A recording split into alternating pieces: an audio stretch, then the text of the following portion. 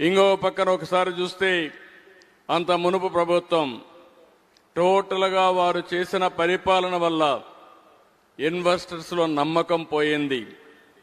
ఎక్కడ చూసినా అవకతవకమైన ధ్వంసాన్ని క్రియేట్ చేసే పరిస్థితికి వచ్చారు. యువతకు ఉద్యోగాలు లేవు, లా అండ్ ఆర్డర్ మొత్తం భ్రష్టు పట్టిపోయే పరిస్థితికి వచ్చింది. చాలా సమస్యలు వచ్చాయి. ఇంకో పక్క ఇర్రేషనల్ 3 క్యాపిటల్ మోడల్, 3 రాజధానులు ప్రపంచంలో ఎక్కడా సక్సెస్ కాలేదు. అలాంటి సిద్ధాంతాన్ని తీసుకొచ్చి 5 సంవత్సరాలు 3 ముక్కలాటాడి కడాన రాష్ట్రానికి క్యాపిటల్ లేకుండా చేసే పరిస్థితికి వచ్చారు. ఇంకొక పక్క పోలవరం ప్రాజెక్టు, ఒకసారి మీరు చూస్తే పోలవరాన్ని పూర్తి చేసుకుంటే ఆంధ్రప్రదేశ్ రాష్ట్రానికి చాలా వరకు నీటి సమస్య పరిష్కారం అవుతుంది. దక్షిణ భారతదేశంలో ఎక్కువ నీటి వనరులుండే రాష్ట్రం ఆంధ్రప్రదేశ్ రాష్ట్రం. దానికి కారణం గోదావరి నది. అందులో కూడా పోలవరం పూర్తి చేస్తే నదుల అనుసంధానం మనం చేసుకోగలిగితే రాష్ట్రానికి నీటి సమస్య లేకుండా సుభిష్టంగా ముందుకు తీసుకుపోయే పరిస్థితి వస్తుంది. అలాంటి పోలవరం ప్రాజెక్ట్ని డయాఫామ్ వాళ్ళు మీరు చూశారు, పూర్తిగా కొలాప్స్ అయిపోయే పరిస్థితికి వచ్చింది. ఇంకో పక్క గవర్నెన్స్ అనే మాట లేదు. ఎక్కడ చూసినా మా మిత్రులు ఇంతమంది చెప్పారు, నేను ఎక్కువ మాట్లాడడం లేదు. ఎంతవరకైనా సరే అణగదొక్కే ధోరణి తప్ప ఒక ప్రజాహిత పాలన ప్రజల కోసం చేయాలని ఆలోచన చేయకుండా ముందుకు పోయే పరిస్థితికి వచ్చారు.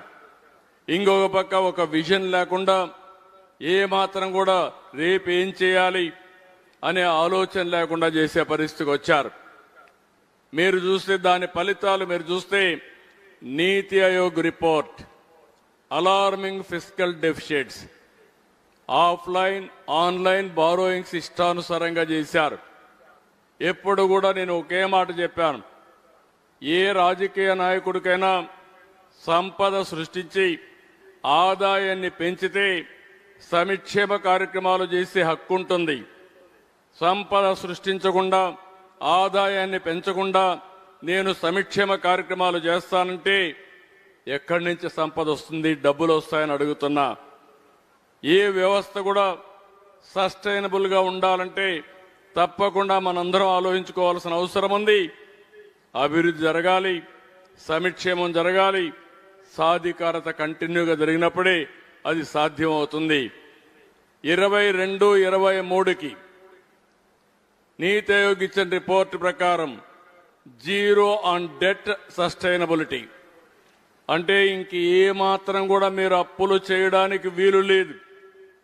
ఇప్పటికే ఎక్కువ అప్పులు చేశారు, ఇంకా చేస్తే దానికి తిరిగి పే చేసే ఇది కూడా మీకు లేదు అని చాలా స్పష్టంగా రిపోర్ట్ ఇచ్చే పరిస్థితికి వచ్చారు.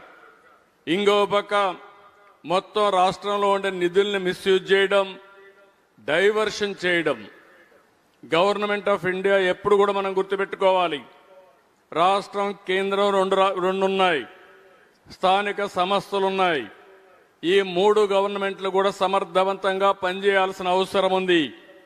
కేంద్రం కొన్ని స్కీములు ఇస్తారు, దగ్గర ఆ స్కీములన్నీ కూడా ఫండ్స్ డైవర్ట్ చేస్తే ఎన్ని సమస్యలు వస్తాయో మనం చూసాం. ఆ సమస్యలతో సతమతం ఆడాం.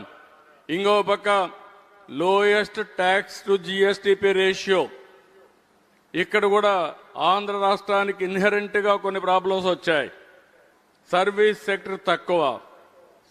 సెక్టర్ తక్కువగా ఉన్నప్పుడు రాష్ట్రానికి ఆదాయం తక్కువ వస్తుంది.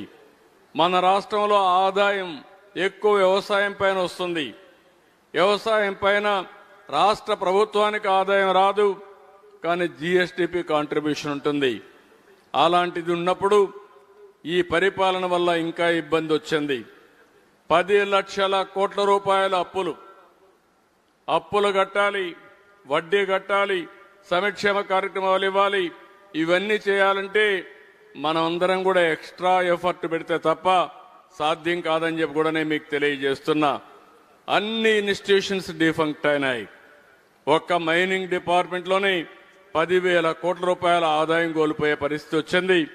ఒక డిపార్ట్మెంట్ కాదు, ఒకసారి మీరు చూస్తే సోలార్ విండ్లో 9,000 కోట్ల రూపాయలు కరెంటు వాడకుండా డబ్బులు పే చేసే పరిస్థితి వచ్చింది. ఉచితంగా వచ్చే కరెంటు కావాలని అడ్డుపడి కరెంటు తీసుకోకుండా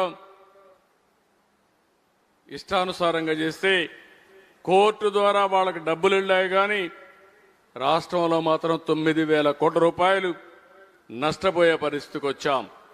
నెక్స్ట్, ఇక్కడ నేను చూపించింది welfare empowerment, investment development, wealth creation, అదే సమయంలో హైయర్ రెవెన్యూ జనరేషన్. ఈ 4 కూడా ఎప్పటికప్పుడు బ్యాలెన్స్ చేసుకొని పోతే తప్ప ఆ ఆర్థిక వ్యవస్థ మనుగడ సాధించలేదు.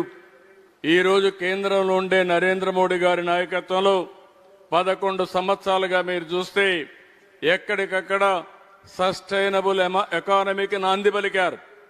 ఒక పద్ధతి ప్రకారం పనిచేశారు. ఒక పక్క పేదరిక నిర్మూలన జరిగింది, మెరుగైన జీవన ప్రమాణాలు ఇవ్వగలిగారు.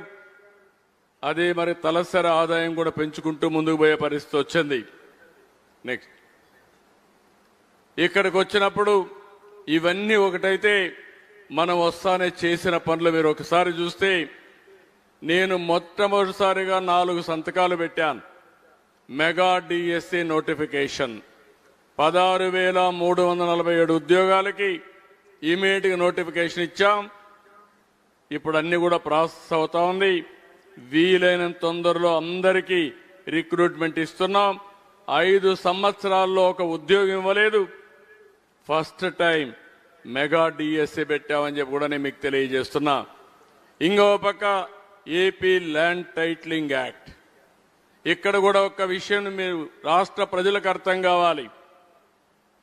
రాష్ట్రంలో కొత్త చట్టాన్ని తీసుకొచ్చారు. ల్యాండ్ రికార్డ్స్ అన్ని అస్తవ్యస్తంగా తయారైపోయినాయి. ఈరోజు మనకు వచ్చే సమస్యలు 170-80 పిటిషన్ ఏదైనా వస్తున్నాయంటే ఒకే ఒక డిపార్ట్మెంట్ నుంచి, రెవెన్యూ డిపార్ట్మెంట్ నుంచి.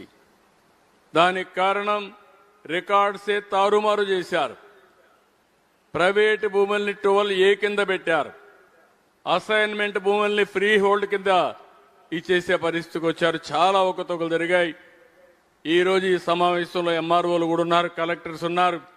రాబోయే 1 సంవత్సరం దీని మీద డెడికేషన్తో పనిచేసి ల్యాండ్ రికార్డ్స్ అన్ని ప్యూరిఫై చేసి ఎవరైతే అర్హులున్నారో వారందరికీ ల్యాండ్ రికార్డ్స్ ఇవ్వడమే కాకుండా బ్లాక్ చైన్లో కూడా పెట్టి భవిష్యత్తులో ఎవ్వరూ ట్యాంపర్ చేయకుండా ఫుల్ ప్రూఫ్గా ఇచ్చే బాధ్యత మనం తీసుకోవాల్సిన అవసరం